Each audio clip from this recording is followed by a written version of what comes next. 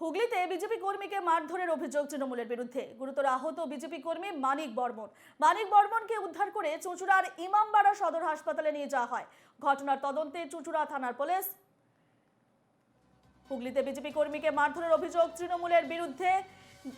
গুরুতর আহত হয়েছেন বিজেপি কর্মী মানিক বর্মনকে উদ্ধার করে চুঁচুড়ার ইমামবাড়া সদর হাসপাতালে নিয়ে যাওয়া হয়। ঘটনার তদন্তে চুঁচুড়া থানার পুলিশ।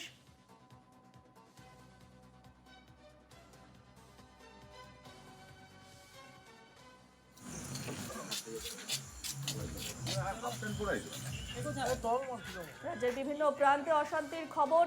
শনিবারের পর থেকে বিভিন্ন জায়গায় একের পর এক অশান্তির খবর সামনে আসছে। এবার হুগলিতে বিজেপি কর্মীকে মারধরের অভিযোগ তৃণমূলের বিরুদ্ধে।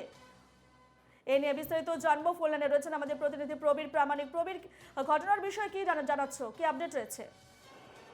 দেখো, গতকাল রাতের বেলা এই যে এক কর্মী, বিজেপির হুগলি সাংগঠনিক জেলার যে এসসি মোর্চা সহসভাপতি, সাধারণ সম্পাদক, তাকে মারধর করা হয়েছে এমনই অভিযোগ তুলছে বিজেপির অভিযোগ যে মেরেছে অতনু দাস, সে নাকি তৃণমূল কর্মী।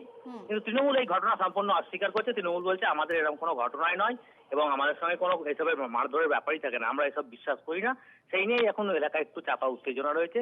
কিন্তু পুলিশ ঘটনার দিকে নজর রেখেছে। এখনো পর্যন্ত যে অভিযুক্ত, যার নামে অভিযোগ দায়ের করা হয়েছে থানাতে, তাকে এখনো পর্যন্ত খুঁজে পাওয়া যায়নি। পুলিশ তাকে খুঁজছে। বেশ, এই খবরে নজর রাখো প্রবীর, ধন্যবাদ।